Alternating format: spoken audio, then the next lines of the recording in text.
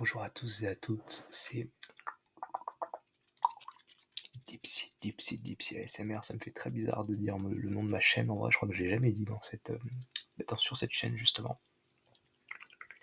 I hope you're okay, I hope you're okay, I hope you're okay. J'espère que vous allez toutes et tous très bien. Et je me retrouve pour une nouvelle vidéo chill, tranquille, un petit peu au KLM, comme j'aurais pu le dire au collège. Donc on est sur Chairmaker, vous savez, le fameux liste, le fameux site, pardon, de classement, donc en faisant des listes. Donc là, on va faire une liste des films d'horreur, voilà, des horror movies. Bon, il y en a 500, on va pas tous les faire, je vous rassure. Peut-être que je ferai plusieurs parties, je sais pas, je pense pas, on verra. Donc déjà, je voulais m'excuser premièrement, dans un premier temps, euh, par rapport à la qualité auditive, pas visuelle, parce que le site est très beau, voilà.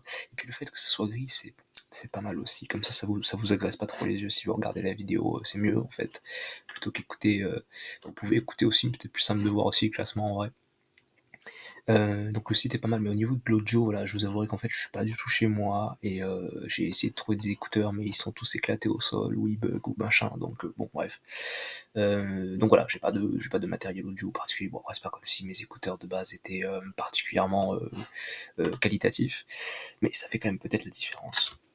Vous me direz si vous sentez la différence ou pas. Donc je sais pas si on m'entend très bien, si je chuchote ou pas. On va voir. Donc, voici mes petites colonnes de classement. Donc, on a Fucking Masterpiece, Near Perfect, Good Movies, Me, Bad, Sucks, Dipshit, and Not Seen. Plutôt Not Seen que Not Seen. Not seen. Ok, c'est parti. Je tiens à préciser, même si ça paraît logique, évidemment, ma liste est subjective. Donc, voilà, si vous n'êtes pas d'accord avec mon classement, c'est tout à fait normal. Parce que les goûts et les couleurs, bah, finalement, ça se discute pas tant que ça, même si je vais plus ou moins essayer de justifier mes choix. C'est marrant parce que je pensais que 28, enfin je connaissais 28 semaines plus tard, 28 jours plus tard, qui est réalisé par Danny Boyle, donc la même personne qui a fait 28 ans plus tard cette année, qui était excellent comme film. C'est un film quasiment expérimental avec beaucoup d'images, beaucoup de couleurs et beaucoup de direction artistique, et en tout cas les plans sont très très beaux.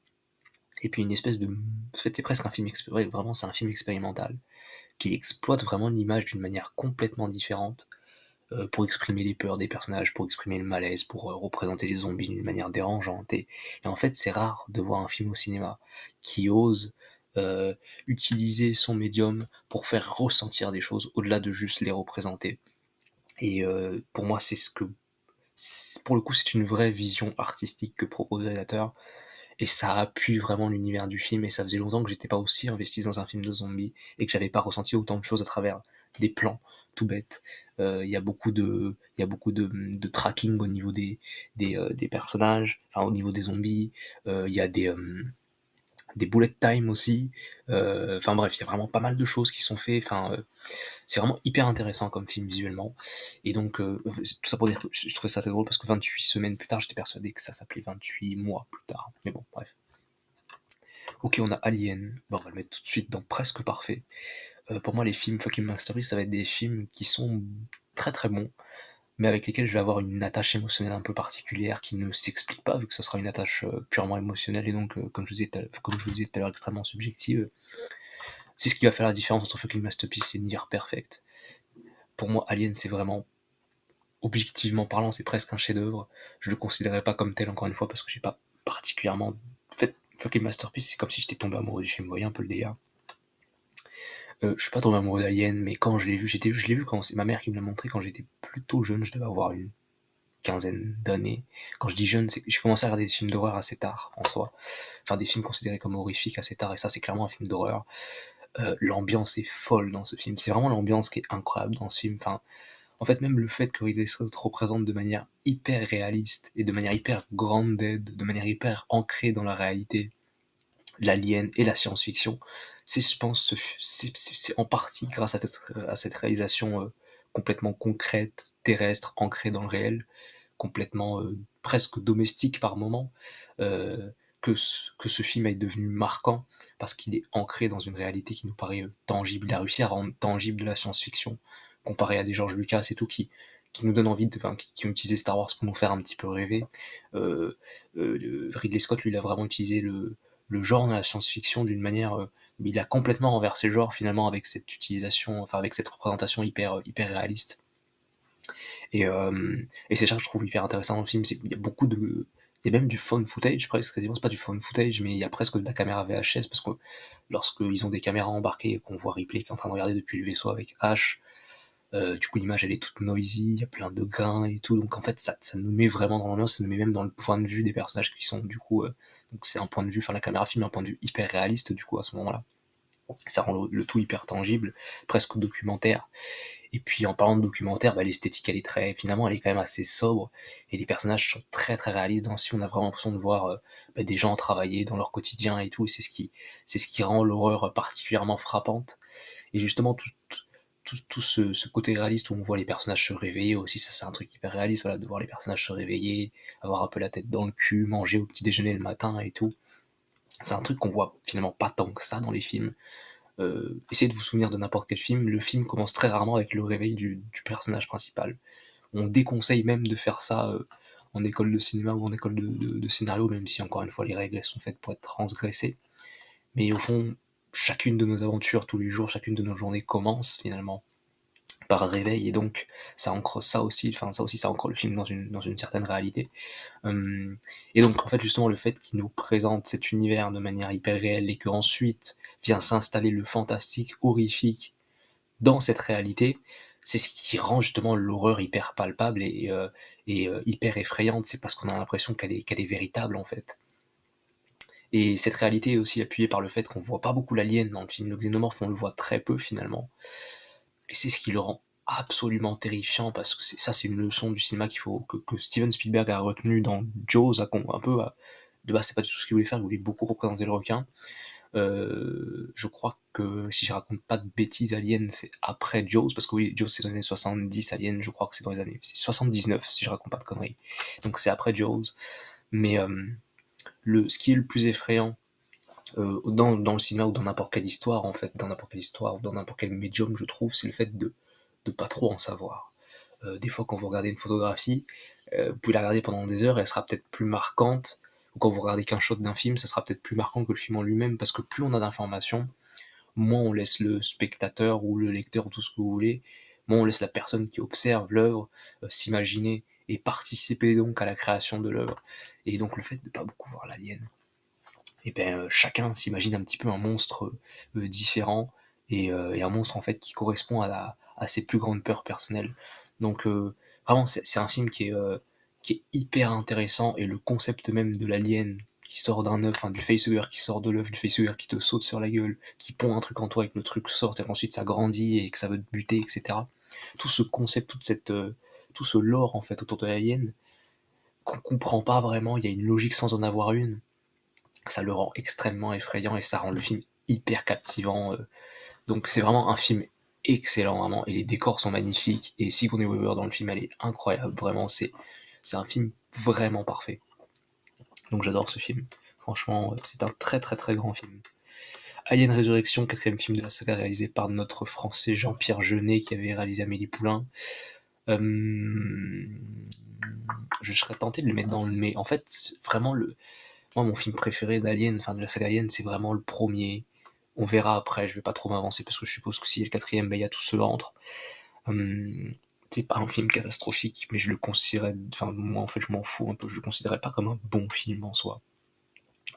Mais après, ce que j'apprécie avec la saga Alien, c'est que avant que Ridley Scott reprenne les commandes de sa saga, chaque film apportait une vision complètement différente et donc une version différente de l'alien, un peu comme l'alien lui-même qui, selon quel hôte il prend, son métabolisme se modifie.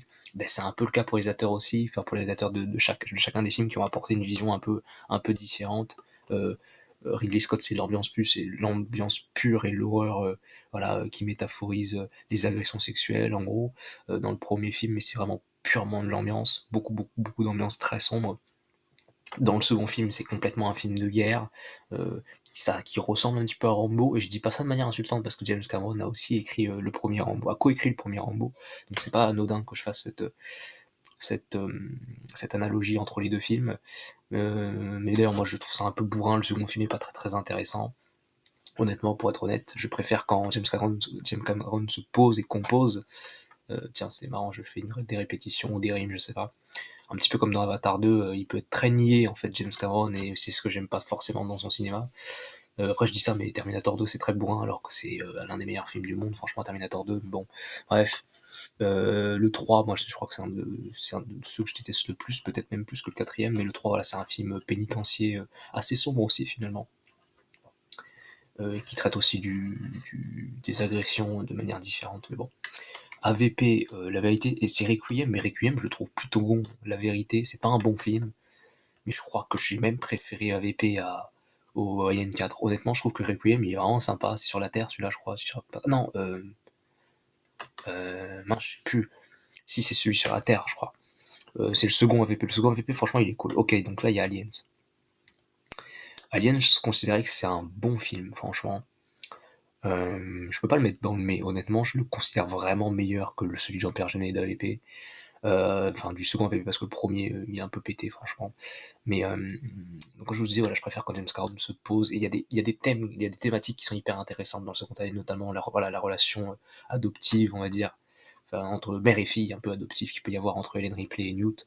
C'est super intéressant. Il y a des plans quand même très beaux quand l'alien il sort de l'eau et qu'il va attaquer Newt, ou la scène des facehuggers aussi est vachement sympa quand elles sont dans un endroit, dans un laboratoire clos enfermé avec le facehugger et tout. Et la scène aussi avec la reine est très très bien filmée aussi, presque, enfin, c'est sans dialogue, donc c'est que de la mise en scène.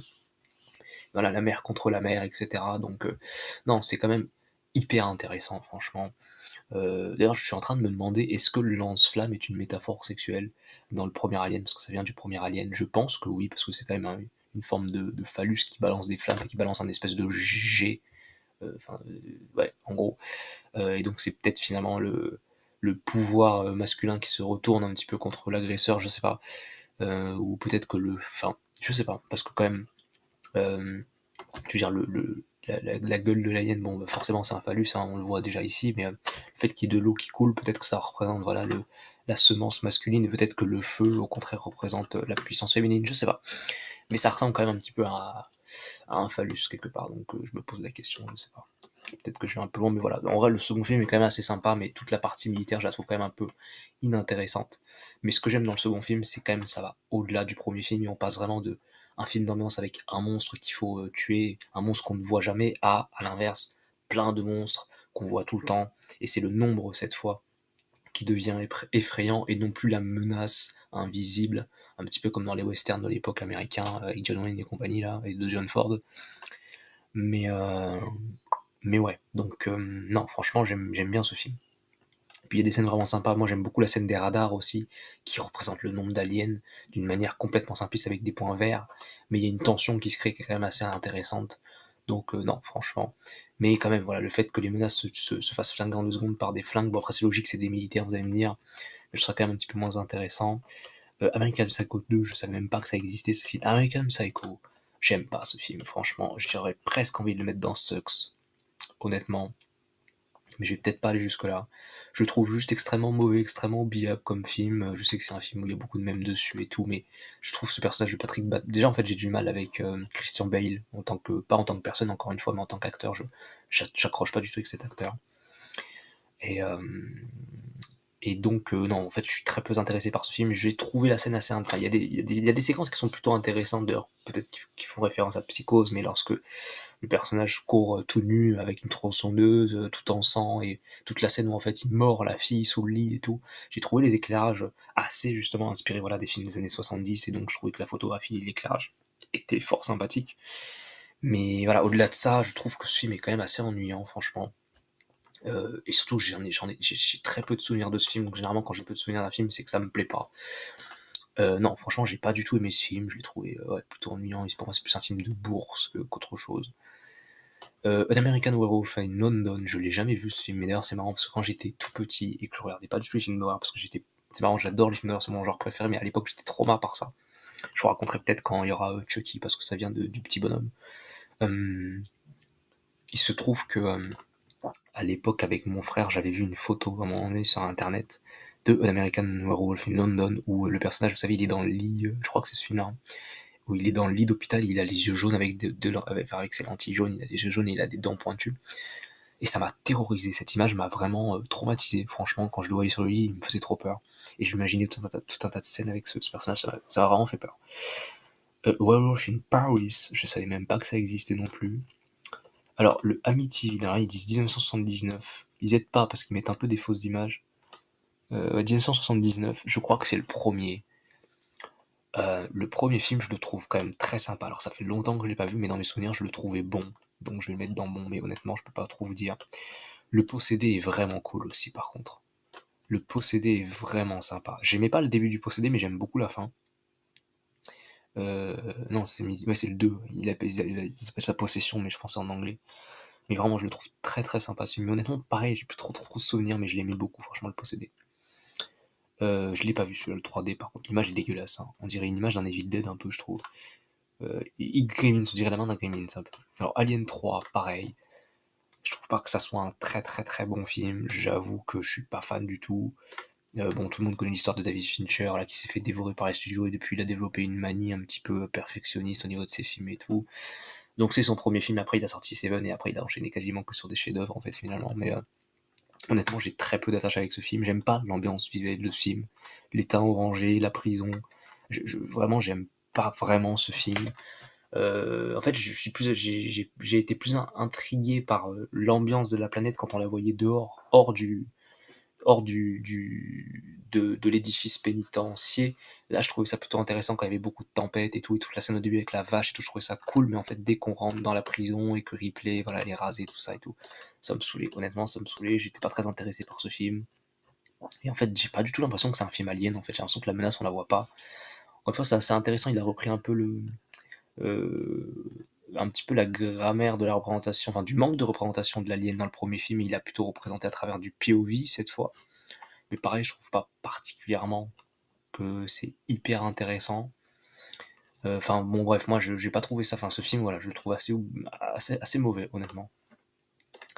Alien Covenant, c'est un des premiers, bah, c'est le premier Alien que j'ai vu au cinéma, je me rappelle j'étais hypé comme un fou, j'ai été déçu, mais comme jamais, comme Jar Jar.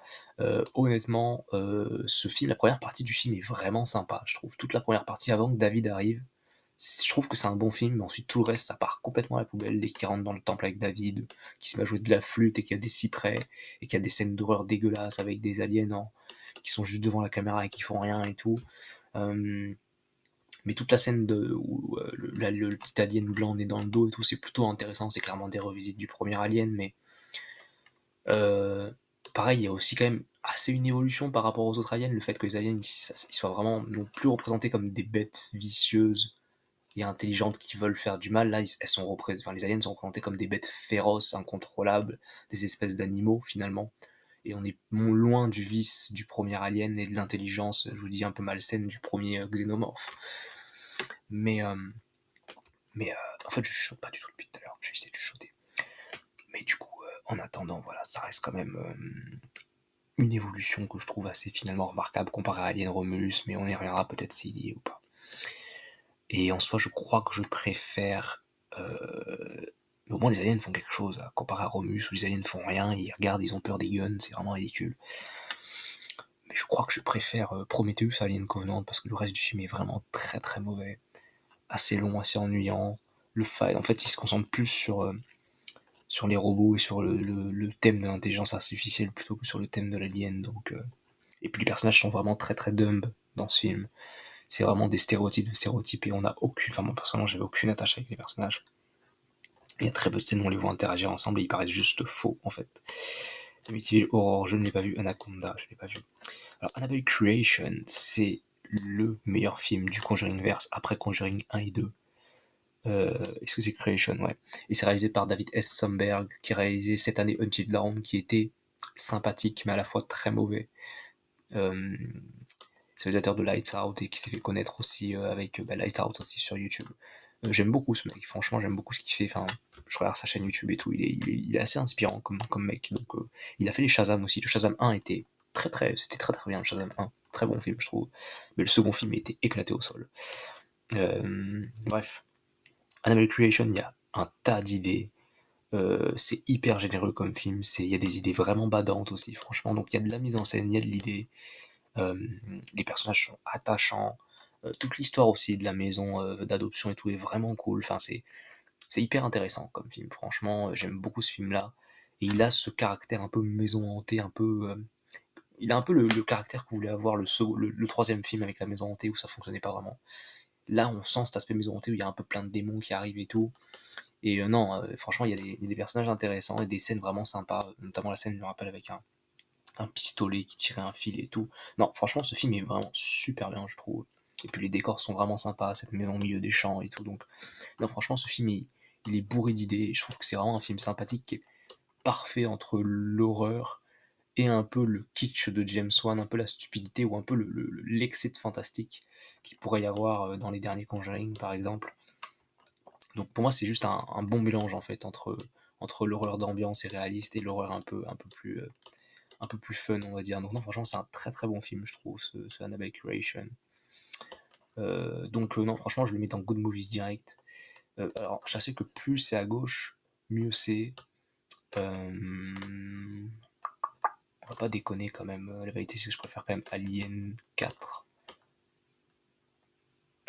On va peut-être faire un truc comme ça. Un truc comme ça. Et en vrai, je crois que je préfère le premier que le posséder. Et voilà, peut-être comme ça. Mais en vrai, j'ai plus d'attache avec Annabelle Creation que Aliens. Donc là, c'est Annabelle Comes Home. En vrai, c'est un film sympathique. Il est pas très bon, le film, franchement. Il est pas très bon du tout. Mais j'en ai plutôt un bon souvenir parce que je me rappelle, j'ai vu avec mon frère et mon cousin et on s'était tapé des barres dessus. Donc en vrai, j'en ai plutôt des bons souvenirs. C'est pas un mauvais film non plus, quand même. Mais ça me paraît bizarre de le mettre au-dessus de Alien 3 et 4 quand même. Donc on va le mettre dans mai, franchement. Si ça tenait qu'à moi, je l'aurais mis là. On va le mettre dans mai, franchement. Mais j'ai préféré carrément regarder Annabelle's Come Home que tous les Aliens, en fait, pour être honnête. Enfin, que Alien Covenant, Alien 3, Alien 4. Donc ouais. Donc ça c'est le premier Annabelle qui est juste pourri comme film, franchement. Et au-delà d'être pourri, je dirais même, c'est vraiment pété. Je me rappelle, enfin, le twist de la fin est vraiment éclaté. Il n'y a aucune scène d'horreur, aucune mise en scène. Ce film vraiment est chiant, voilà, vraiment il est très chiant. Mais au moins, grâce à ce film, James Wan a pu rencontrer Annabelle Wallis et elle a pu jouer dans Malignante derrière. Je suppose que c'est comme ça qu'il l'a reprise. Malignante, c'est excellent, vraiment. C'est très sous-coté comme film, je trouve. Annihilation d'Alex Garland, la vérité c'est que j'aime pas ce film, franchement. Je le trouve assez bizarre, assez étrange. La scène de l'ours est sympa. Pourtant, ça aurait pu être un film qui m'aurait assez intéressé, mais la vérité, c'est que la première fois que je l'ai vu, je trouvais que c'était un film assez ennuyant, assez inintéressant. Pourtant, il y a des idées visuelles, hein, franchement. Après, ça vient d'un bouquin. J'ai beaucoup aimé, par contre, la scène de fin quand elle se bat contre elle-même, un peu, enfin, l'alien qui recopie son corps et tout. Il y a des scènes intéressantes, mais pareil, j'étais détaché et les personnages, je les trouvais vachement froids dans ce film. Toute la scène, ouais, en fait, je trouvais ce film un peu froid. Voilà, honnêtement, j'ai eu du mal à m'attacher au personnage et à l'histoire. En fait, j'ai l'impression qu'il y a une espèce de distance qui s'est un peu créée. Des fois, les réalisateurs qui ont beaucoup de style, qui veulent instaurer beaucoup d'ambiance, mais quelque part, des fois, ils mettent un peu de distance. C'est un peu le même gars que David Fincher dans ses films, je trouve. Ça, je l'ai pas vu, ce film-là. Apollo 18 non plus. Ça, je l'ai pas vu. Ça, je l'ai pas vu. Ça, je l'ai pas vu. Ça, je l'ai pas vu. Ça, je l'ai pas vu. AVP, je l'ai vu et franchement, c'est pas bien du tout. De Babadook, oula, ça fait longtemps que je l'ai vu ce film, qui est considéré un peu comme le premier, entre gros guillemets, Elevated Horror. Je trouve ce film pas terrible, franchement. Genre, je l'ai trouvé ennuyant, en fait. Je l'ai trouvé ennuyant, qu'il y avait assez peu de scènes d'horreur. Alors, je sais que je suis pas sûr que ce film soit américain. Dans mes souvenirs, je crois pas. Et je trouvais la relation entre la mère et le fils réaliste, mais du coup emmerdante. Voilà, ce mec passait son temps à crier, il était juste trop chelou. Et non, franchement, j'aime pas trop ce film, en vrai. Et encore une fois, j'en ai un peu de souvenirs. Donc je me rappelle juste d'une scène qui était plutôt bien faite où l'ombre du Babadook apparaît sur le plafond du lit et tout. Et là, c'était assez prenant et assez réaliste, mais sinon, c'est pas un film que je retiens énormément. The Babysitter, c'est vraiment nul. Voilà. Mais en soi, c'est assez entertaining, comme diraient les Américains. C'est plutôt divertissant comme film. C'est mauvais, hein. Non, en fait, au début, c'était cool, en fait, quand on la voyait tuer tout le monde, mais ensuite, très vite, ça devient très mauvais. Donc non, je pense qu'on va le mettre dans le sucks. Bait, je l'ai pas vu. Ok, Barbarian, ouh là là là, on part sur le premier film de Zack Cregger, que je trouve incroyablement surcoté. Weapons, c'est très sympa, mais en même temps assez mauvais. mais c'est quand même beaucoup plus sympa que Barbarian. Je trouve que Barbarian, c'est hyper surcoté. Toute l'introduction du film est plutôt sympa jusqu'à qu'elle arrive dans la cave, justement. Je trouve que dès qu'elle arrive dans la cave, tout ce qui se passe, je trouve, c'est assez prévisible, assez ennuyant, assez peu révolutionnaire, parce que même le concept, je pense qu'il a marqué les gens, c'est le concept d'Airbnb. Moi, regardez, vous allez dans un Airbnb, il y a une cave et il y a un monstre à l'intérieur, mais pourtant il y a un rapport, voilà, avec les séquestrations, etc., l'inceste, tout ça. Mais la vérité, c'est que j'ai trouvé ça franchement, en fait, bizarrement assez bateau. Pourtant, on le voit pas dans forcément d'autres films, mais j'ai trouvé ça finalement assez bateau. Et puis moi, ce qui m'a vraiment perturbé dans le film, c'est à partir du moment où il y a le premier monstre, enfin la Mother, voilà, qui apparaît, qui tue Monsieur Skarsgård. À ce moment-là, voilà, le personnage principal crie. Ensuite, on a un énorme cut. Il y a une rupture de récit monstrueuse. Et du coup, le film semble se recommencer deux fois, et je trouve que justement le film qui part sur autre chose, enfin qu'on change d'un coup de point de vue et qu'on retourne en arrière et qu'on retourne ensuite dans la maison, j'ai pas compris en fait. Le film vraiment recommence deux fois de suite, et on n'a pas plus peur que ça de revoir la Mother et tout. Enfin, l'ironie dramatique ne fonctionne pas spécialement, et ça m'a juste complètement perturbé sur le moment, et ça m'a juste sorti du film. Et Weapons fait souvent ça aussi, enfin très souvent, parce que le montage du film est basé sur des points de vue différents, sur du chapitrage en fonction de points de vue de personnages différents. Mais voilà, je trouve ce film assez ennuyant. Je trouve que la mise en scène était soignée en fait vraiment avant qu'elle rentre dans la maison. Là, il y avait des plans esthétiquement qui étaient très beaux. C'est un film qui était assez sensoriel. Il y avait de la pluie. Visuellement, on a vraiment dit qu'on était dans un quartier très sombre à Détroit. Puis le quartier me faisait penser à l'ancienne maison de mes grands-parents dans le 95. Donc, et j'avais peur de cette maison justement, donc j'ai bien aimé le quartier, comment il était fait avec les lumières. On savait très orange, mais de base censé être chaleureux, mais ça devient froid bizarrement. Et vraiment, il y a de la mise en scène intéressante au début quand tu rentres dans la maison. Il y a un long travelling latéral qui la suit depuis à l'intérieur et tout. Donc il y a une mise en scène, il y a quand même une mise en scène qui est très soignée, Zack Craver quand il veut. Mais plus on avançait dans le film, plus on allait vers le kitsch et l'humour. Et c'est exactement pareil dans Weapons. Et moi, j'apprécie pas vraiment. Je trouve que son changement de ton ne fonctionne pas vraiment. Donc bon, je suis vraiment pas très très fan de ce film. Enfin, peut-être que je le revois, mais je suis pas hyper fan. Mais j'ai quand même préféré ce film à tous les autres. D'ailleurs, je dirais que j'ai préféré Alignation à Psycho, ça c'est sûr. Et Babadook, ouais, je dirais comme ça peut-être. Ouais, ok. Là, je dirais que j'ai quand même préféré The Babysitter à tout le reste. Il faut que je pense à les mettre au bon endroit à chaque fois. Basket Case, je ne sais pas ce que c'est.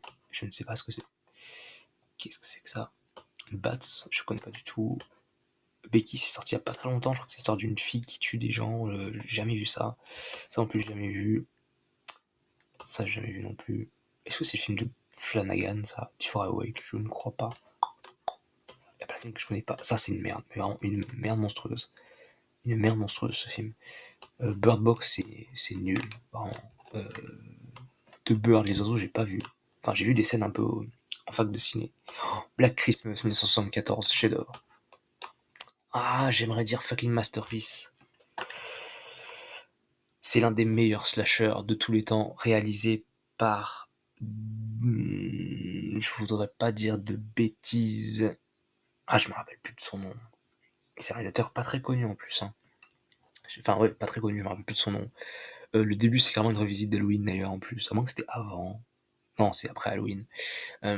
Pareil en POV et tout. C'est un film extrêmement dérangeant et on y croit tellement à la menace du stalker par téléphone. En fait, c'est la première fois que j'ai vu un film dans lequel l'antagoniste faisait vraiment malade mental, genre psychopathe, fou furieux. Mais vraiment, il m'a dérangé. Ce film m'a dérangé. Franchement, le tueur en série là-dedans. Vous avez jamais vu un tueur en série aussi dérangeant. Euh, et vraiment, les plans sont magnifiques dans ce film. Les kills sont très très beaux. Il y a énormément d'ambiance. Vraiment, c'est un des plus grands slashers de tous les temps. Vraiment, sans déconner, foncez voir le film si vous l'avez jamais vu, Black Christmas. Vraiment excellent ce film.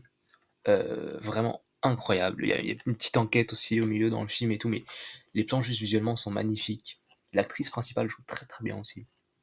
Je crois que c'est celle qui a joué Beverly adulte dans le téléfilm de ça, il me semble, si je raconte pas de conneries. Mais vraiment, le film visuellement, ça se voit que c'est un film des années 70, il y a beaucoup de zoom et tout, mais c'est un film qui est très viscéral. Et vraiment, c'est un des meilleurs slashers de tous les temps, franchement. Il a tout fait ce que Terrifier 3 a essayé de faire, et on sent vraiment l'ambiance de Noël aussi. J'adore ce film. Franchement, et je le préfère qu'Alien, franchement. je le préfère vraiment qu'Alien. C'est un excellent film, mais ça m'énerve de pas savoir le nom du mec, mais bon, enfin du réalisateur. Vraiment très très grand film, franchement, et toute la scène où on le voit dans le placard en train de regarder avec son œil et tout. Enfin, et puis il y a des morts vraiment originales dans le film aussi, donc non, c'est un très grand slasher, franchement, qui en fait, il ressemble peut-être davantage à un bon giallo de l'Argento plutôt qu'un slasher américain. Ça, je ne sais pas ce que c'est. Ça, c'est de la grosse merde. Par contre, moi, j'ai vu ce Black Christmas là de 2019 avant celui de 74. Ça, je crois qu'on peut le mettre dans Deep Shit, hein, on va être honnête. Lui aussi, d'ailleurs. J'ai rien à dire là-dessus, c'est juste catastrophique. Ça, j'ai jamais vu. Alors, Black Phone, réalisé par Scott Derrickson, réalisateur de Sinister 1, 2, Doctor Strange, et il va réaliser le Black Phone 2 aussi.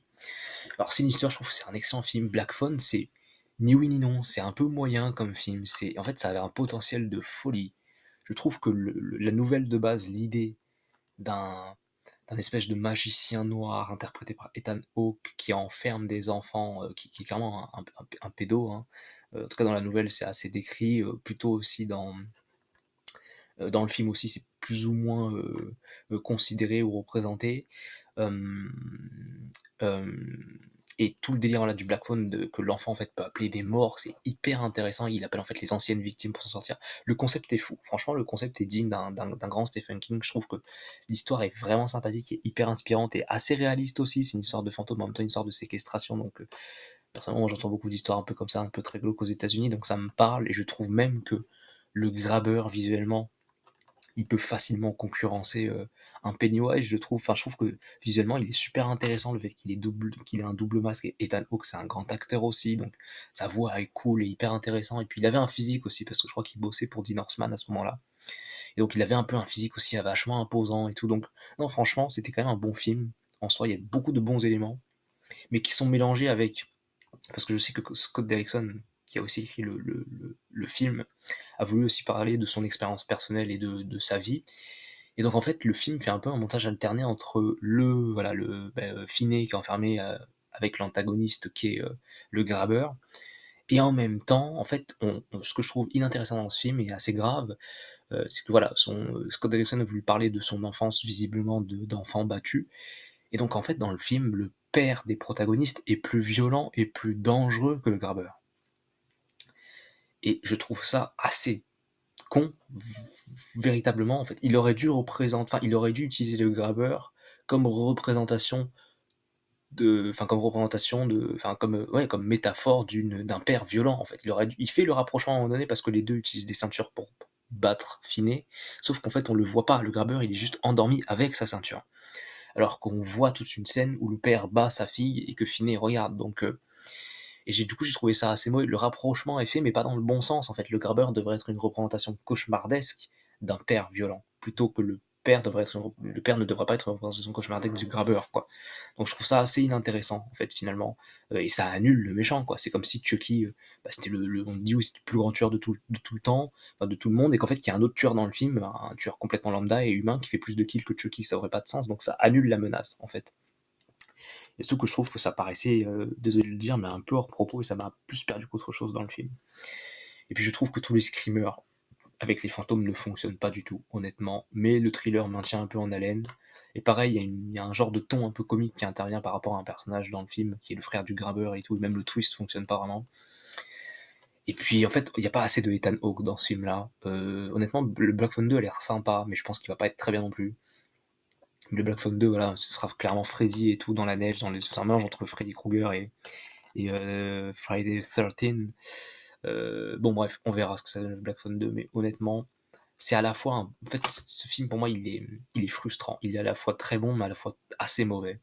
Et je trouve que comparé à Sinister où la caméra domestique VHS où le tueur filmait etc ses meurtres, c'était extrêmement justifié, autant là c'est très peu justifié dans le film. Je crois que c'est Gwen qui a des visions et qui voit de cette manière, mais en fait du coup ça paraît juste, on dirait juste que c'est un effet de style dans le film et que c'est pas juste pour représenter l'horreur de manière beaucoup plus réaliste, donc ça paraît moins justifié ce choix de mise en scène. Mais c'est quand même un bon film, franchement. C'est quand même un bon film que je mettrais au-dessus facilement des, euh, des Amityville, honnêtement. Ok. Blair Witch 2, je n'ai pas vu. Ok, The Blair Witch Project. J'aime beaucoup tout le concept du film qui a lancé le phone footage, qui est un des films les plus rentables de tous les temps. qui a lancé la mode aussi, voilà, d'une horreur beaucoup plus réaliste, et cetera. Et des films à petit budget aussi, qui s'est fait dépasser par son frère spirituel, ou sa sœur spirituelle, peu importe. Paranormal Activity, et cetera. En fait, j'aime beaucoup l'idée qu'il y a derrière, mais la vérité, c'est que le film, quand je l'ai vu peut-être trop tard, je l'ai vu sur Netflix, il me semble, et je connaissais toute cette histoire, donc j'ai pas été étonné par ça. Et la vérité, c'est que ça m'a fait chier de regarder un film d'une heure et demie en fan footage. Et j'y croyais pas une seule seconde, malheureusement, alors qu'en fait, tout est fait dans le film pour qu'on y croie. Et donc, en fait, je considère quand même ce film comme quelque chose, comme un film assez mauvais. La fin, par contre, pour le coup, est bien. La fin, quand elle rentre dans la maison, c'est assez dérangeant. Donc ouais, je considère ce film comme étant un peu mauvais, mais ça reste quand même meilleur, je trouve, que l'annihilation, Babadook et tout ça. Ok. Le Blair Witch Project 2016, je l'ai jamais vu. De Blob, j'ai pas vu. De Blob, j'ai pas vu. Je l'ai pas vu non plus, ce film. Ce film, je l'ai pas vu. Je l'ai vu vite à la télé, je crois. The Boy 2, je l'ai pas vu. The Boy 1, je l'ai vu, c'était pas terrible, franchement. Je me rappelle plus vraiment. Brainscan, je l'ai pas vu. Je l'ai pas vu. Brightburn, c'est chiant, Brightburn. C'est pas bon, hein, Brightburn. Brightburn, c'est pas bon. C'est pas terrible du tout, même. Et j'ai quasiment aucun souvenir de ce film, franchement. Ça, je sais pas ce que c'est. Cabin Fever, j'aime pas du tout. Eleros, c'est un peu violent pour rien, et je trouve ce film juste chiant, en fait. C'est des sous Evil Dead. Et en plus, on dit soi-disant que c'est un film. On dit que c'est un film hyper violent et tout, mais en fait, pas vraiment. Enfin, donc non, j'aime pas ce film. De toute façon, Eleros, c'est pas du tout mon délire. Hostel, je déteste ça. Enfin, le torture porn, j'aime pas. Mais je trouvais juste ce film. Le concept du film était un peu mauvais, genre que des gens tombaient malades et tout. J'aime pas ce film, franchement. Euh, ouais. The Cabin in the Woods, c'est marrant, je crois que c'est peut-être le premier film d'horreur que j'ai jamais vu de ma vie, il me semble. Le concept est franchement intéressant, en vrai de vrai. Le concept est vraiment cool. Genre l'histoire que voilà, c'est un slasher mais orchestré par une organisation pour sauver le monde et tout. Mais je suis pas fan, je sais que ce film a une grosse fanbase et ça m'étonnerait pas qu'on en fasse un remake d'ici peu, franchement. Mais je suis vraiment pas fan de ce film, en vrai. Donc je vais le mettre dans... Pas dans mauvais, mais dans mais, en vrai. Franchement. En vrai, Barbarian, je sais pas, je peux le mettre dans bad. On va le mettre dans mais Barbarian quand même. J'ai préféré peut-être voir Barbarian Cayenne 3. Et ça en soi, j'ai préféré voir Sac Barbarian et que Covenant et compagnie. On va mettre là. Ouais. Ok. Candyman, j'ai pas vu. Candyman 2021, je l'ai vu. C'est Nia d'Acosta, je l'ai trouvé mauvais ce film, franchement. Pas foufou, en vrai. Pas foufou du tout, mais j'ai quand même préféré regarder ce film que tous les autres. Ouais. J'ai aucun souvenir de ce film non plus d'ailleurs. Je sais que. Oh, pardon. Hop, hop, hop, hop, hop. Ah, celui-là, je l'ai vu, pardon. J'ai vu ce Carrie là, qui est pas bien. Mais Carrie de Brian De Palma, mais oh là là, mais chef-d'œuvre direct. Je l'ai vu 2 fois ce film dans le film, mais plus je le regarde, plus je l'aime ce film. En fait, j'adore l'histoire de base de cette fille qui se fait harceler à l'école et qui développe des pouvoirs psychiques et que sa mère croit qu'elle est un peu possédée par le diable et tout, mais la réalisation de Brian De Palma est absolument incroyable dans ce film. Toute l'introduction qui fait référence à Psychose, parce que typiquement c'est la même scène, elle est en train de prendre sa douche, il y a un jeu de montage violent entre le chant, c'est-à-dire Carrie qui prend sa douche, et le contre, donc la victime et en contre-champ les harceleurs ou les agresseurs ici qui sont une tonne de filles. Ça fait bien sûr référence au type de montage et de mise en scène qu'il y avait dans Psychose. L'avantage aussi, c'est que en fait, dans Psychose, quand Marion Crane décédée, c'était voilà, le décès d'une héroïne et c'était assez violent finalement. Et la révélation et la naissance un peu d'un monstre, ben, finalement, Carrie, c'est un peu ça à ce moment-là, quand elle a ses règles au début du film. Mais quelque part, son innocence, ben, comme on peut voir à gauche un peu là, son innocence décède, sa pureté d'âme décède, et le début euh, du bourreau qui est en elle commence à se réveiller aussi, parce que c'est notamment à cause de cet événement que va se déclencher vont se redéclencher ses pouvoirs psychiques, parce que dans le livre, j'ai lu le livre il y a pas longtemps, on sait qu'elle avait des pouvoirs psychiques avant, alors que dans le film, c'est pas expliqué qu'elle en avait avant particulièrement, je crois pas. Euh, mais bon, c'est vraiment un film formidable, franchement. Et quand je dis formidable, c'est formellement parlant, le film est absolument magnifique. Vraiment, la scène d'intro avec la musique, je crois que c'est un Italien qui a réalisé la musique, Pigno, je sais plus qui, l'OST du film, la petite chansonnette le main thème en fait, le main thème, ou je crois que c'est le son de Carrie d'ailleurs, je crois que ça s'appelle comme ça, le thème de Carrie est absolument magnifique. Et la réalisation de Brian De Palma est ouf, j'adore. Un de mes plans préférés dans le film, c'est lorsque Carrie White et Tommy Ross tournent dans le bal, et que en fait la caméra tourne autour d'eux. Et donc en fait justement tous les regards que Carrie avait peur de voir finissent par s'effacer, et il y a que elle et lui. Et en fait il y a une vraie connexion qui se crée à ce moment-là. Et plus ils tournent autour, enfin l'un autour de l'autre, plus la caméra tourne vite, et donc en fait on commence à comprendre que la relation qu'il y a entre les deux finit par devenir le cœur d'un espèce de tournis, le cœur d'une espèce de tempête, finalement, va créer une forme de tempête. Et c'est finalement ce qui se passe derrière avec le saut, et même le fait que la caméra tourne, ça représente peut-être même le cercle du saut, ou ça représente aussi, sans doute, le travelling rotatif, enfin oui, pas le travelling rotatif, mais la rotation de la caméra aussi avec l'œil de Marion Crane qui décède et tout. Mais c'est un de mes plans préférés qui représente en fait la bascule petit à petit de la relation entre Tommy Ross et Carrie White, qui est à l'origine du massacre du lycée de Chamberlain. Mais et puis la prestation de Sissy Spacek, elle est incroyable. Et toute la lumière dans le film est folle.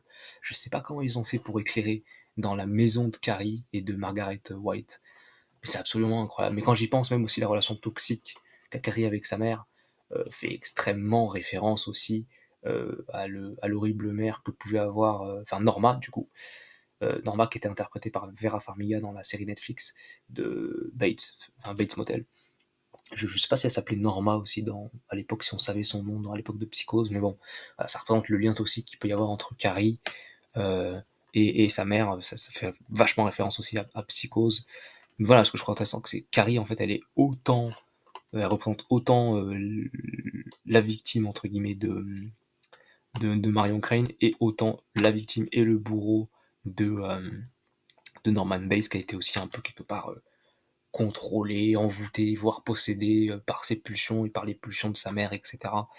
Donc elle est autant les deux finalement, c'est ce que je trouve hyper ambigu et assez intéressant par rapport à cette figure-là. Et je pense que c'est un film qu'on devrait montrer aussi par rapport au harcèlement, parce que toute l'histoire de Suzy aussi, qui se met à regretter petit à petit d'avoir harcelé Carrie, est assez intéressante aussi. Il y a une forme de rédemption chez ce personnage qui est quand même assez intéressante.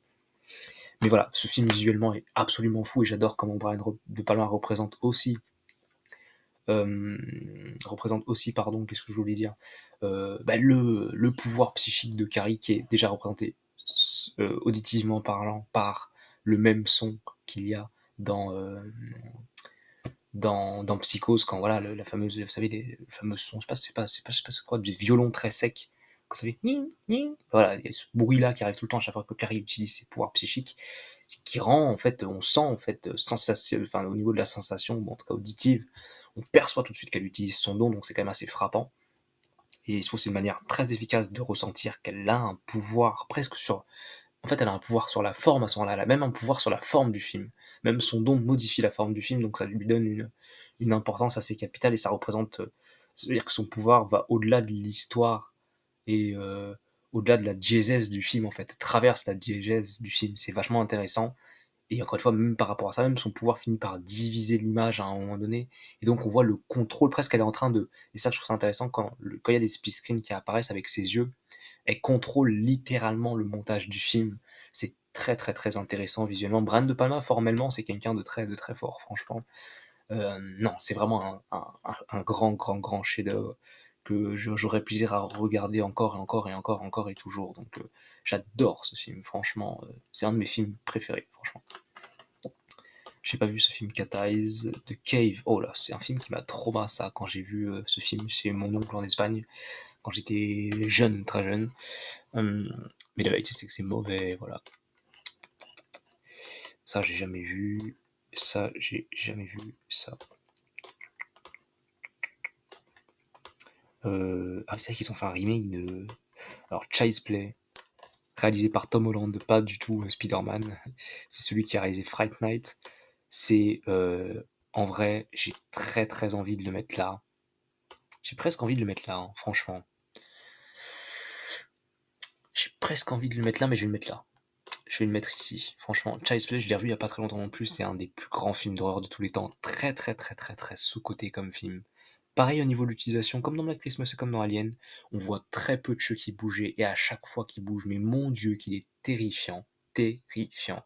C'est exactement le même principe que Jaws où, Steven Spielberg n'avait pas les capacités ou les moyens, pas forcément au niveau de la production, mais en fait la meupette, enfin l'animatronique buggait. Et là, on voit en fait que ça a été pareil à cause d'un problème de production qu'ils n'ont pas pu montrer Chucky aussi longtemps et autant qu'ils voulaient le faire. Et donc en fait, ça se voit que Tom Holland le montre à des moments particuliers. Et en fait, le fait d'être à la place de Chucky en POV, exactement comme Les Dents de la Mer, c'est le même principe, bah, c'est hyper dérangeant en fait d'être à la place de cette petite poupée. On s'invente vraiment son image, on s'invente vraiment à quoi elle ressemble. Et en fait, au fur et à mesure, pareil, le film, c'est un film extrêmement réaliste.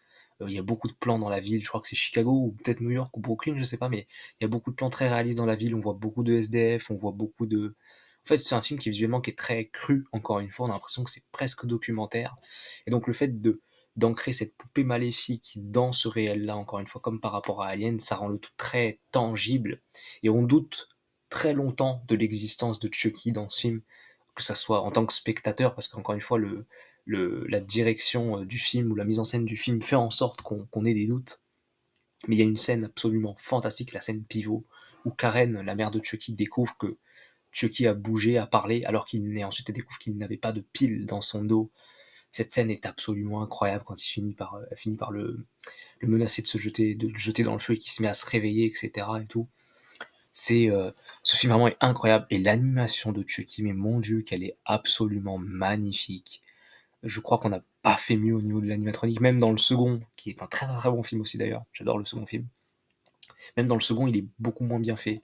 Et puis le fait qu'il se transforme visuellement petit à petit, là on peut le voir un peu de son visage, en Charles Lee qui commence à ressembler à un humain, ça rend son visage extrêmement uncanny et très très très flippant.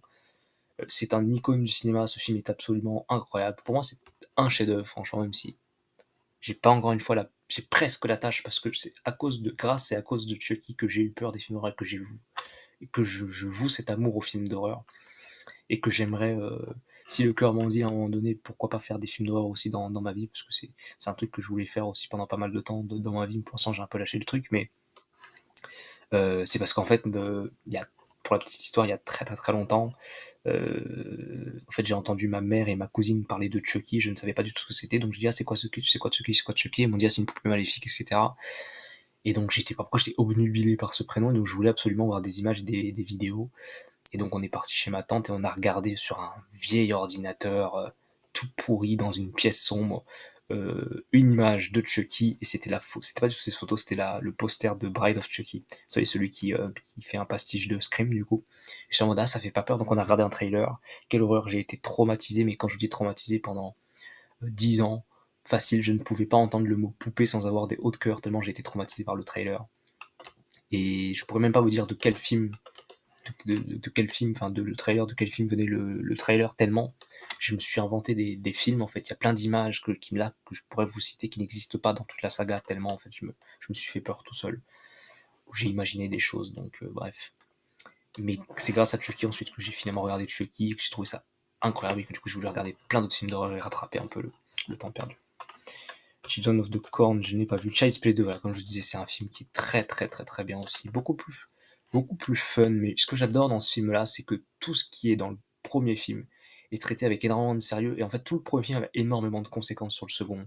Le fait que Chucky soit séparé de sa mère parce qu'on considère que sa mère comme folle, enfin que Chucky, que Andy, pardon, le fait que Andy soit traumatisé des poupées, qu'il a peur de la poupée dans le placard, le fait que il ait du mal à s'adapter émotionnellement à sa nouvelle famille, le fait que ses parents adoptifs croient qu'il est lui aussi un petit peu fou et qu'en fait il est un peu dérangé. Et c'est assez intéressant aussi parce que la mère adoptive est très attachée à Andy autant qu'il l'est parce que lui ça lui rappelle sa mère, mais elle est aussi attachée à Andy parce que je crois qu'ils ont perdu leur fils aussi. Enfin bref, c'est très très intéressant. Les développements de personnages sont très très réalistes dans ce film. Comparé à Stranger Things, vous savez, où à chaque saison on a l'impression que les personnages ils ont complètement oublié ce qui s'est passé avant, ils sont pas du tout traumatisés. Là, c'est complètement l'inverse. Enfin, le traitement de personnage est absolument magistral dans le second film, et encore une fois, ça le rend pas mal ça le, ça le rend vraiment euh, crédible en fait. Et toutes les scènes de mort sont hyper intéressantes. Et j'adore quand Andy essaye d'aller chasser Chucky dans la cave et tout. Enfin, c'est vraiment un très très bon film aussi celui-là. Je le mettrais peut-être derrière Black Christmas quand même, c'est quand même moins bon que Black Christmas. C'est quand même moins bon que Black Christmas et Alien, mais c'est très très très très bon. J'adore ce film. Cette duologie vraiment, elle est incroyable. J'adore. Franchement, incroyable. Ok, on continue. Child's Play 3, c'est bien, mais c'est pas foufou. Franchement, je dirais mais en vrai. Mais j'ai bien apprécié le regarder. C'est quand même beaucoup moins beau que les autres. C'est à partir du troisième que la saga Chucky a un peu perdu en qualité, pour être honnête. Voilà, c'est cette image-là que j'ai vue quand j'étais petit. Et honnêtement, il fait quand même très badé là à gauche. Mais ce film, c'est de la merde. Voilà. Et ça, encore pire, je crois. Ça, c'est deep shit, hein, franchement. Alors après, ok, il y a les autres Chucky qui sont en vrai. On va tout de suite les mettre par là. Lui, j'ai plutôt un beau souvenir parce que je l'ai vu au cinéma. C'était mon premier Chucky au cinéma. Et en vrai, je trouve que c'est moyen. Franchement, c'est moyen, mais c'est plutôt un bon film, mais c'est vraiment moyen. Après, la révolution technologique de Chucky ne fonctionnait vraiment pas, franchement.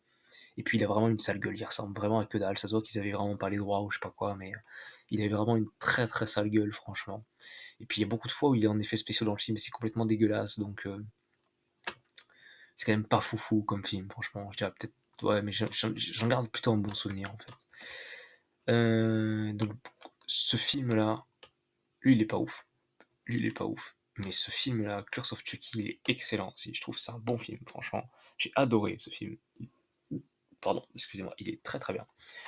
Avec, enfin, je veux dire, le handicap de Nika est vraiment bien utilisé. Le fait que ce soit la fille de Brad Dourif, c'est super intéressant aussi.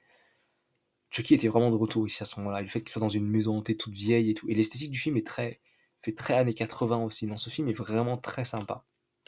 Et il renoue avec l'horreur en fait. Et il est vraiment très cool ce film. Il y a beaucoup de concepts hyper intéressants. Toute la scène de l'ascenseur avec Nika est vraiment cool. Non, franchement, j'aime beaucoup ce film et il est très bien fait, Chucky, dans ce film. Franchement, très très bien. Christine, j'ai pas vu. Ten Cloverfield j'ai pas vu. Cloverfield, j'ai pas vu. Ça, j'ai pas vu. Ça, j'ai pas vu. Ça, j'ai pas vu. Allez, là, on passe sur du sérieux. Conjuring. Mais franchement, j'ai presque envie de le mettre là, mais on va le mettre ici. Euh, c'est presque, franchement, c'est parfait. Conjuring comme film. James Wan, l'un des plus grands films d'horreur de tous les temps, sorti en 2015. James Wan, j'adore ce réalisateur. Je crois que mes réalisateurs quasiment préférés, c'est M. Night Shyamalan, James Wan. Vraiment, James Wan, j'adore ce mec, ce qu'il fait, vraiment, c'est incroyable. Et je kiffe Malignant aussi. J'espère que Malignant sera là, comme ça je peux le placer dans les nières perfects, parce que j'ai trop envie de placer ce film là-dedans, il est tellement sous-côté. Conjuring, c'est un film qui est très réaliste aussi, notamment avec la caméra à épaule et tout, enfin, qu'utilise James Wan. C'est très très très très bien comme film, c'est très efficace, c'est sombre aussi, c'était la première fois qu'on voyait les Warren aussi, donc franchement c'était hyper intéressant, c'est des personnages très intéressants les Warren. Et c'est un film ce que j'aime beaucoup avec ce film d'horreur, c'est que tout ce qu'il dit en fait, c'est qu'il faut avoir foi en soi, qu'il faut avoir foi en la famille et qu'il faut, malgré les moments compliqués, qu'il faut s'entraider et que tout finit par aller mieux. Je trouve qu'il a, voilà, c'est un film finalement assez positif, pardon, enfin qui a un message assez positif. Et mais vraiment en fait, toutes les imageries d'horreur dans ce film sont très frappantes. Les scènes de clac-clap, les armoires qui s'ouvrent. On voit vraiment aussi, ça fait très penser à Insidious, hein, mais James Wan a une manière très basique et très simpliste de représenter l'horreur, mais c'est extrêmement flippant, extrêmement badant, et il a une facilité folle en fait à faire peur et à faire ressentir de l'angoisse avec pas grand chose. Et ce film, c'est le film le moins kitsch de James Wan, je pense. Parce qu'Insidious, c'est quand même beaucoup plus kitsch et ça va beaucoup plus dans le fantastique. Là, ça reste un film qui reste quand même assez terre à terre finalement. Mais toute la scène, une des meilleures scènes du film, c'est la scène avec Annabelle et Judy. Et cette scène, elle est incroyable. J'adore ce film. C'est un de mes films favoris, vraiment, j'adore ce film. C'est incroyable. Et il y a Conjuring 2, que je préfère encore plus, avec Jeannette. C'est ma maison, comme dit le démon. Conjuring 2, franchement, masterpiece. Je vais être honnête, masterpiece. C'est le 1, mais en tellement plus généreux, en tellement plus maison hantée, en plus en fait, en plus partout. Même l'esthétique beaucoup plus bleuâtre, parce que le premier film est un peu plus noir et blanc, un peu plus terne, on le voit rien que sur l'image. Là, on voit qu'il se fait plus plaisir. Il y a toujours le réalisme de James Wan, mais qui est lié avec un peu plus de kitsch, avec un peu plus de. C'est un peu le Evil Dead 2 de Conjuring finalement, le Conjuring 2. Pourtant, je préfère Evil Dead 1 que Evil Dead 2, mais je trouve que ce film est beaucoup plus généreux, il va plus loin, et il est parfait entre le kitsch de James Wan et l'horreur réaliste et la tension et l'ambiance. Donc c'est juste l'un des plus grands films d'horreur de tous les temps, franchement. J'adore ce film et toute la scène de fin comment ça s'appelle?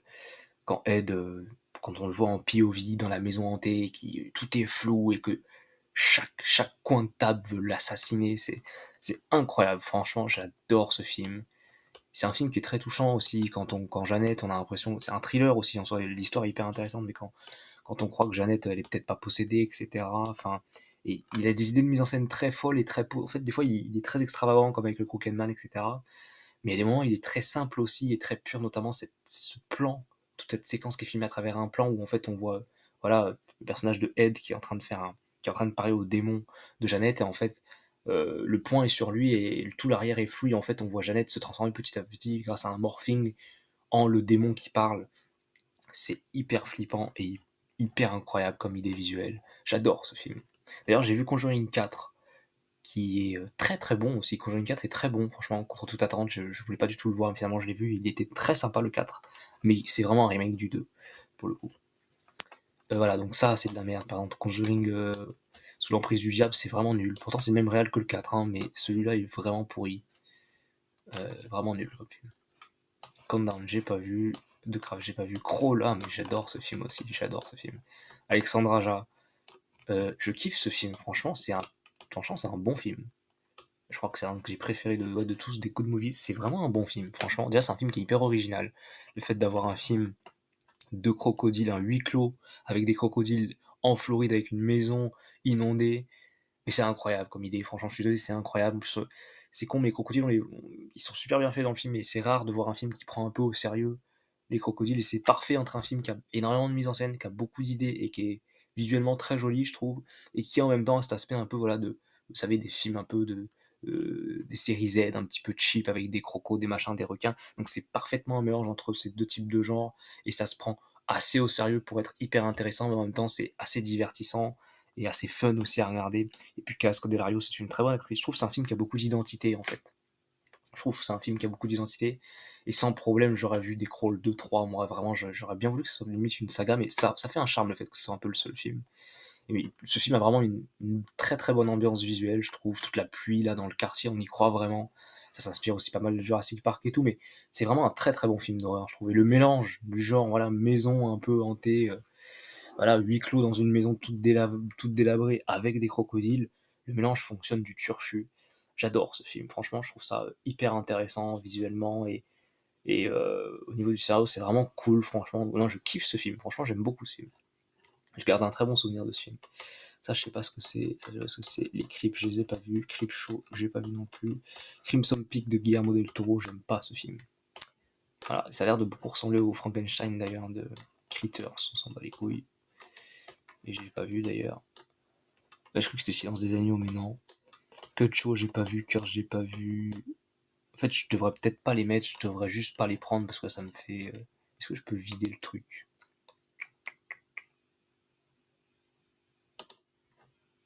Ouais, je l'ai enlevé. Ouais, en fait, j'ai enlevé les images. Et ça les a remis ou pas? Est-ce que ça les a remis en bas? Je sais pas. Peut-être que ça les a remis tout en bas. Ça, j'ai pas vu, ça, j'ai pas vu, j'ai pas vu. Ouais, en vrai, je sais pas si ça les a remis en bas, mais. Euh... J'ai pas vu. Oh là là, Dead Silence, pareil, James Wan, j'aime beaucoup ce film aussi. Franchement, il est vraiment pas mal comme film. Il est vraiment cool comme film aussi. Pareil, assez kitsch, hein, franchement, mais j'aime beaucoup ce film-là. La scène d'intro est très badante aussi, d'ailleurs. Death Proof, bah, c'est l'un de mes Tarantino préférés avec. Moi, j'adore Death Proof et Once Upon a Time in Hollywood, mais le reste, je déteste les films de Tarantino. Mais Death Proof, c'est hyper fun comme film. Franchement, je kiffe et je trouve que c'est assez sous-côté pour le coup dans la filmographie de Tarantino. Pour le coup, c'est vraiment un film d'horreur, hein. Toute la scène, franchement, où Kurt Russell détruit les filles dans la voiture, mais elle est incroyable. Et pareil, la rupture pareil, il y a un peu une rupture en plein milieu du film, un peu comme Barbarian qui est là. Et à un moment donné, le film recommence un peu, et pareil, on suit le même personnage qui veut tuer d'autres filles, pardon, d'autres filles, etc. Donc il y a pareil, il y a une espèce, le film se répète un petit peu deux fois, il y a une espèce de rupture un petit peu au niveau du film, enfin dans la dramaturgie du film, mais pour le coup, je la trouve intéressante parce qu'ensuite, ça se retourne contre le personnage. Comparé un petit peu à Barbarian, c'est la même chose qu'au début. Non, ce film est vraiment hyper fun et hyper entertaining, et pour le coup, c'est vraiment un slasher un peu neuf et nouveau. Et je trouve que c'est un film qui se prend vraiment pas la tête et est vraiment sympa. On dirait un paquet de Marlboro, l'affiche, un peu. Parce que moi, je juste regarde un truc. je suis à 59 minutes. Ok. Vraiment trop cool ce film. Ensuite, ça, on s'en fout. Ça, je l'ai vu, c'était pas terrible. Pareil, Scott Derrickson aussi. Demonic Toys, ça a l'air d'être un peu n'importe quoi. Descent, je l'ai pas vu. Ça, je l'ai pas vu, le film que M. Shyamalan a produit. Oulala, oulala, oulala, on part sur quelque chose de très intéressant. Denis Darko, mais c'est là. C'est mon film favori of all time, je crois. Plus je vois ce film, en fait, plus je le vois ce film, moins je le comprends et donc plus je l'aime, en fait, plus je le ressens, en fait. Vous savez, il y a des films, ils sont tellement bons que vous avez peur de les revoir par peur de modifier votre point de vue, le point de vue que vous avez dessus. Ce qui n'est pas du tout le cas pour moi de Donnie Darko, qui est réalisé par, j'allais dire Kevin Phillips, mais ce que je ne confonds pas avec un autre réalisateur que je kiffe qui s'appelle, enfin qui a fait Super Dark Times, qui est mon autre film favori, 2017. Richard Kelly, voilà, je confonds toujours les deux parce que j'adore tellement ces deux réalisateurs. Richard Kelly, pardon, qui a réalisé du coup voilà, Donnie Darko. J'aime beaucoup aussi Southland Tales, que je trouve vraiment hyper sympa, mais Donnie Darko, je pourrais même pas vous dire pourquoi j'adore ce film. J'adore Jake Gyllenhaal. En fait, j'adore toute l'ambiance de ce film. Tout est parfaitement imbriqué dans ce film. L'aspect Suburbs, en fait, ce film est magique pour moi. Ce film est magique. Toutes les thématiques, le retour dans le temps, l'histoire d'amour entre Gretchen et Jake Gyllenhaal, la fatalité qui ressort de ce film, le fait que Donnie accepte sa mort à sa fin, le fait que beaucoup de gens disent que ce film est un peu une représentation de la théorie du chat, je crois. C'est comment ça, je sais plus, c'est l'histoire du chat qui décède et donc en fait, soi-disant on a une chance sur deux que quand on ouvre la boîte, enfin le carton dans lequel on a mis le chat, il y a un univers dans lequel il est mort, donc il y a beaucoup une histoire de potentialité, voilà, de dimension pareille, etc. Et la réalité, c'est que je cherche même pas à comprendre ce film, mais à chaque fois que je le vois, j'essaye de comprendre ce qui se passe, et je comprends pas, mais ce film est juste magique. La musique est incroyable aussi. Tear Force Fears, tout ça. Et même le theme song de Donnie Darko, les notes de piano, mais je les écoute encore pour m'endormir des fois tellement elles sont belles. J'adore ce film, je le trouve parfait, je le trouve vraiment parfait, visuellement aussi, il est très très beau. Toutes les scènes où Donnie Darko descend dans cet escalier en cercle, qui fait référence au temps qui passe, scénaristiquement aussi, j'adore ça fait un peu, ça pourrait faire penser à du Lynch un peu, hein, au niveau scénaristique, dans le fait que ça va dans plein d'idées farfelues différentes, d'histoires qu'il y a une, une bobine d'avion qui tombe dans la maison, ça fait un peu d'ailleurs 11 septembre aussi, un peu attentat, le fait que voilà, il y a une date où il y a un lapin voilà, qui va lui dire que la fin du monde arrive et tout, le Frank qui arrive et tout, enfin, la scène du theater, mais c'est une des plus belles scènes du monde avec Evil Dead en plus, qui est un excellent film aussi que je kiffe. C'est un film magnifique, vraiment, j'ai trop envie de le revoir, là, rien qu'en y parlant, j'ai trop envie de le revoir. Et le dernier plan aussi où Gretchen dit coucou à la mère alors qu'en fait elle la reconnaît sans la reconnaître. Enfin, c'est très touchant comme film, c'est très poétique, c'est à la fois très sombre aussi. Hein. Voir Donnie accepter sa mort, c'est assez mélancolique comme film, mais je le trouve magique en fait. Ce film, c'est le plus beau film que j'ai pu voir de toute ma vie, je crois. J'adore ce film, j'adore ce film. Je l'aime ce film, vraiment je l'aime de tout mon cœur, vraiment. C'est incroyable. J'adore aussi les chants contre chants entre Donnie et Frank, et quand il touche et qu'il y a une espèce de plaque de verre visible qui apparaît. Enfin, ce film visuellement est fou quand on voit aussi le, la destinée des personnages ou le chemin qu'ils vont prendre quelques secondes en avance. Hein, parce que Donnie, il a des sortes de super pouvoirs un peu, et donc il voit en avance ce que les personnages vont faire, et donc il se pose la question de si j'arrive à est-ce que le libre arbitre existe, enfin est-ce que je peux contrôler mon avenir si j'arrive à le voir un petit peu avant, enfin bon bref, c'est très intéressant, ça pose des questions hyper intéressantes, et je vous conseille la Director's Cut qui est super cool aussi. Ok, S Darko, c'est la suite, j'ai jamais vu et j'ai pas envie. Don Brice, Fede Alvarez qui a réalisé du coup Alien Romulus aussi, mais je voulais que Romulus soit un Don Brice dans l'espace. Malheureusement, ça n'a pas du tout été le cas. C'est un très très bon film que je mettrais en Near Perfect aussi, franchement. Ou en. Ça fait un peu beaucoup Near Perfect. Peut-être, j'hésite à le mettre là. Mais non, c'est quand même au-dessus que Crawl et compagnie.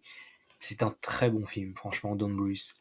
La tension est folle, la violence est vraiment sympa, le concept des voleurs qui rentrent dans une maison et qui se font chasser par le mec qui joue Quaritch aveugle et tout, ce film est quasiment parfait. Hein. Franchement, il est quasiment parfait, ce film.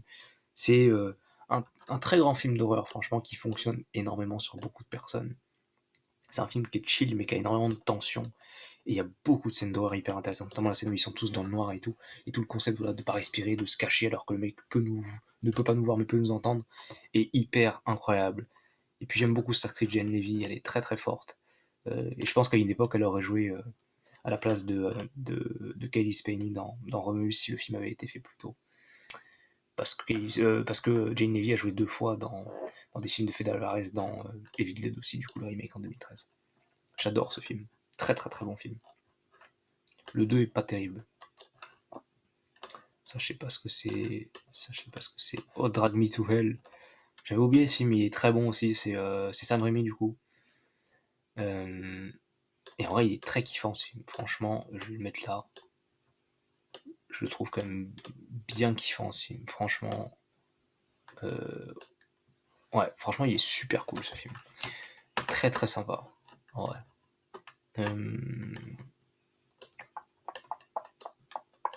un film que j'ai pas vu. Le remake d'Evil Dead, il est horrible. Horrible ce film. Alors, Evil Dead, le fameux, l'un des plus grands films d'horreur aussi de tous les temps. J'ai très envie de le mettre là. J'ai très envie de le mettre là, mais je le porte pas dans mon cœur. Mais presque. Un peu comme Child's Play. Et je préfère quand même, je préfère Conjuring aussi quand même. Et peut-être Black Christmas. Peut-être comme ça. Non, en soi, j'ai quand même préféré regarder tous ces films qu'Evil Dead. Mais Evil Dead, mon dieu, mais qu'est-ce que c'est incroyable. J'adore aussi ce film, vraiment. Il y a une forme d'amateurisme et en même temps de contrôle assez fou dans ce film. Mais c'est ce que j'aime le plus par rapport à ce film, c'est qu'encore une fois, il est très réaliste dans sa manière d'être fait parce qu'encore une fois, il y a une forme d'amateurisme qui en ressort. Du coup, c'est un film qui est très cru, qui est très concret, qui est très tangible et qui est très sensationnel dans le sens où on ressent beaucoup les choses, on ressent la cabane, on ressent les démons, on ressent l'ambiance crade de l'endroit, on ressent le froid, on ressent la peur, on ressent le sang, on a l'impression d'y être, quoi. Et c'est un film du coup qui finit par être assez éprouvant à regarder.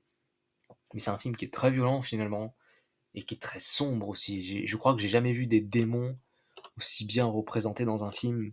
Pourtant, il y a des moments où ils sont un peu marrants visuellement, mais c'est un des plus grands films d'horreur de tous les temps, franchement. Et ouais, j'ai peut-être envie de le mettre là. Ouais. Black Christmas, ouais, je sais pas. Ouais, je sais pas. En fait, plus j'en parle, plus je l'aime là. C'est vraiment un très très grand film et Sam Raimi, c'est un très très très très grand réalisateur.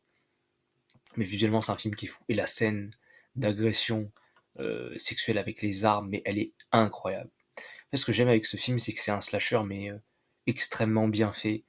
Euh, en fait, ce que j'adore avec ce film, c'est qu'il est typiquement, c'est un film qui a une énorme vibe de film d'horreur. Vous savez, la maison. En fait, c'est un film qui a créé des clichés. La maison dans les bois. euh, Ça reprend aussi pas mal de notions de la Hammer. Voilà, vous savez, les démons dans la forêt, la fumée, les vides qui se brisent, les possessions, tout ça. Mais c'est un film qui a créé beaucoup de choses et qui en même temps s'inspire beaucoup aussi, mais qui a créé aussi ce phénomène de la Shikikam et tout. Donc, c'est un film qui pue la citrouille d'Halloween. Vous voyez ce que je veux dire? C'est le film qu'il faut regarder à Halloween, quoi. Si vous voulez vraiment vous mettre dans l'ambiance du film d'horreur, c'est le film d'horreur par excellence, Evil Dead, franchement. J'adore ce film, très très très bon film, franchement, très beau film aussi. Evil Dead 2, je suis moins fan pour le coup. J'avais tendance à penser que le 2 est plus sympa, mais en fait, je le trouve tellement moins intéressant. Je vais le mettre dans bon, hein. Il est bon, hein, Evil Dead 2, mais pareil, le 3, je suis pas fan pour le coup. Je dirais pas mauvais, mais je le mettrais peut-être à la fin de Good Movies. J'adore Evil Dead Rise aussi. Je préfère Evil Dead Rise que Evil Dead 2 et 3, réalisé par Lee Cronin, que je trouve qu'il est un des meilleurs films d'horreur aussi depuis ces dernières années. Et je le porte vraiment pas mal dans mon cœur, ce film-là. Je sais pas si ça vaut autant qu'un Don't Breathe, mais franchement, en vrai, il vaut peut-être pas du Near Perfect, en vrai. Mais j'ai tellement d'attache par rapport à ce film, je le trouve tellement cool. Visuellement, il est tellement intéressant, les personnages. En fait, pour moi, c'est un vrai film. Et comme j'en avais pas vu depuis pas mal de temps. Donc franchement, j'adore ce Dead Rise. C'est un Evil Dead aussi qui est quand même vachement généreux, hein, visuellement. J'adore aussi même les thématiques, voilà, de la mère qui ne veut pas que ses enfants partent et qu'elle finit à la fin par se fusionner avec et que Tata Bess, elle a pas du tout envie de devenir comme ça, elle a pas du tout envie de devenir en lien avec des enfants, elle a peur de le devenir, mais en même temps, elle sent un amour maternel un peu grandir et du coup elle finit par protéger Casey, la petite fille et tout.